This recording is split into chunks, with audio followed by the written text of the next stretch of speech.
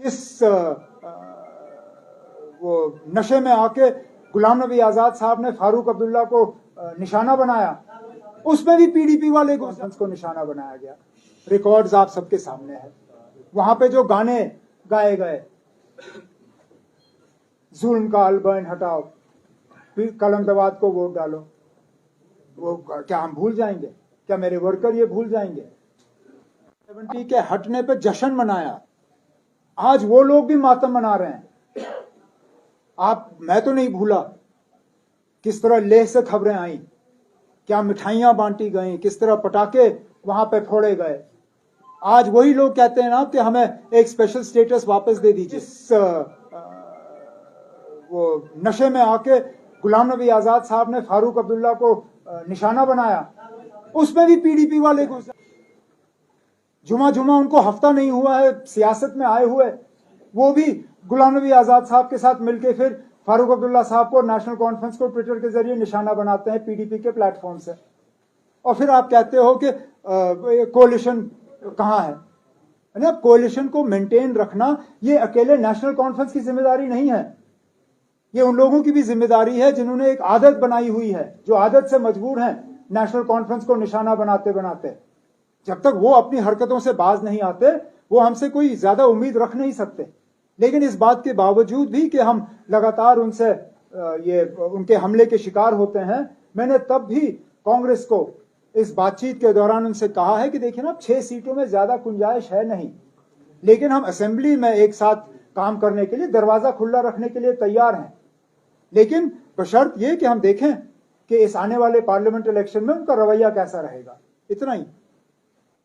Article 370 यहां के लोगों की एक इमोशनल अटैचमेंट थी उसके साथ, यहां तक कि जिन लोगों ने 5 अगस्त 2019 को 70 के हटने पे जश्न मनाया, आज वो लोग भी मातम मना रहे हैं। मैं तो नहीं भूला किस तरह लेह से खबरें आई, क्या मिठाइयां बांटी गई, किस तरह पटाखे वहां पे फोड़े गए। आज वही लोग कहते हैं ना कि हमें एक स्पेशल स्टेटस वापस दे दीजिए। आज जम्मू के लोग जो हैं वो परेशान हैं कि उनकी जमीनें खतरे पे हैं, उनके ठेके खतरे में हैं, उनकी नौकरियां खतरे में हैं। तो 370 को किसी ने इस्तेमाल नहीं किया। 370 यहां लोगों के एक इमोशनल अटैचमेंट है उसके साथ, और वो इमोशनल अटैचमेंट हटेगा नहीं। अगर 370 को किसी ने इस्तेमाल किया है, वो बीजेपी ने किया है। बीजेपी के लिए ये एक पॉलिटिकल फुटबॉल रहा है। इस फुटबॉल को वो बार बार जो है इस्तेमाल करते रहे। अगर ये एक पॉलिटिकल फुटबॉल नहीं होता तो मुझे बताइए ना, वजीर आजम साहब का क्या काम है फिल्मों की टिकटें बेचना?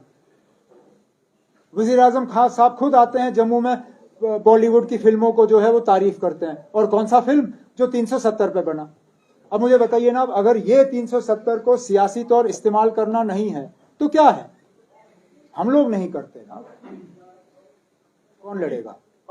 मैं क्यों लड़ूंगा? मुझे एलजी वेलजी से कोई लेना देना। मैंने ये आप बार बार पूछते, मैंने आपसे कितनी बार कहा ना, मुझे इस सिलसिले इन हालात में असेंबली इलेक्शन लड़ने का कोई शौक नहीं है।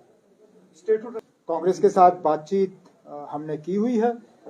हमने लद्दाख मतलब उधमपुर और जम्मू की सीट पे उनसे कहा है कि वो अपना उम्मीदवार जो है वहाँ पे खड़ा करें।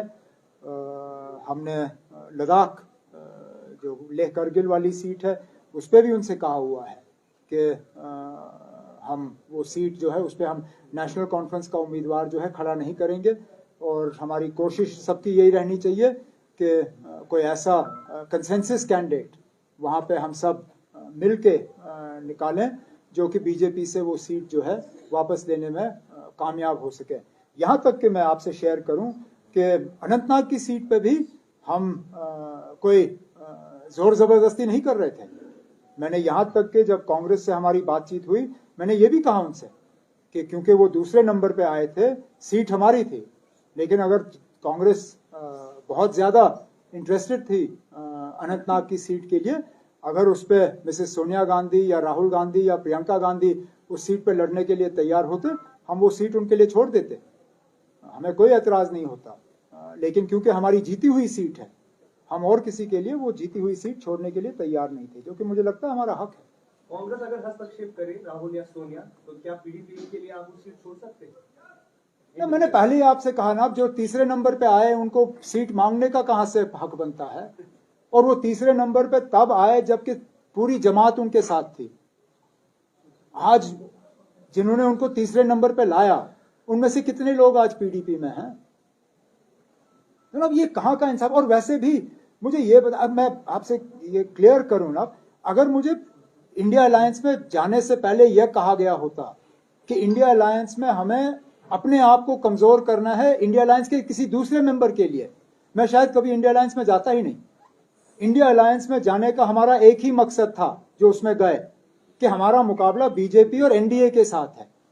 अगर हमारा मुकाबला बीजेपी और एनडीए के साथ है तो फिर ये अंदरूनी तौर ये टेंशन या ये बातचीत का इसका कोई वजूद ही नहीं। मतलब 2019 का इलेक्शन एक नारे पे लड़ा गया था, चौकीदार चोर है, और उसी के अब ये फिर आ गया है मोदी का परिवार है।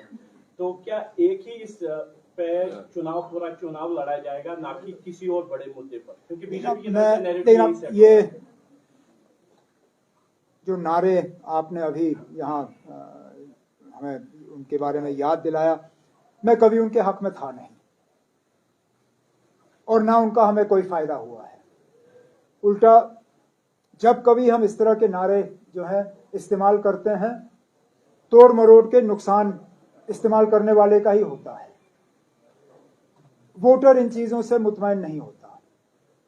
वोटर ये जानना चाहता है कि आज के जो हमारे मुश्किलात हैं उनका हल कैसे होगा, हमारी नौकरी कहां से आएगी, जो एग्रीकल्चरल सेक्टर में आज डिस्ट्रेस है उसको किस तरह दूर किया जाएगा, जो रूरल इकोनॉमी जो है हमारी लगभग पूरी स्टैग्नेंट हो चुकी है, रूरल इकोनॉमी को किस तरह दोबारा जिंदा किया जाएगा।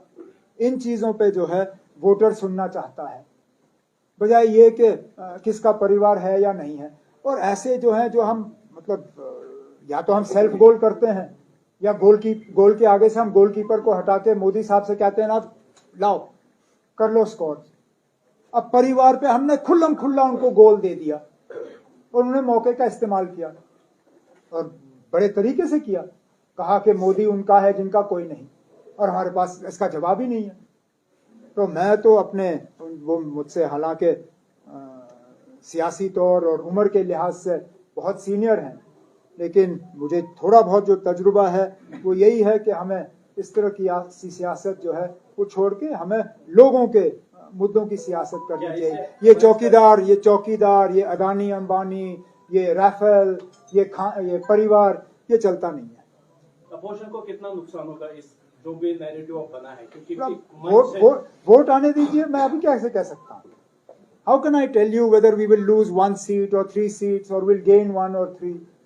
You will only know where we stand on the day the votes are counted and the seats are tallied. So let's see. खबरें तो ये भी हैं आप श्रीनगर से लड़ रहे हैं, इस बात में कितनी सच्चाई है? अगर कल मैंने उधमपुर से कागज भरे फिर क्या करोगे? देखिए ना, I don't know where I'm going. I don't even know if the party will field me in this election. The party is at this point in time engaged in discussion with our own colleagues to see the most suitable and most appropriate candidates for each seat. When we are ready to announce whoever it may be, he or she, we will put all the candidates in front of you, then you can decide for yourself whether it was right or wrong. Okay? Thank you.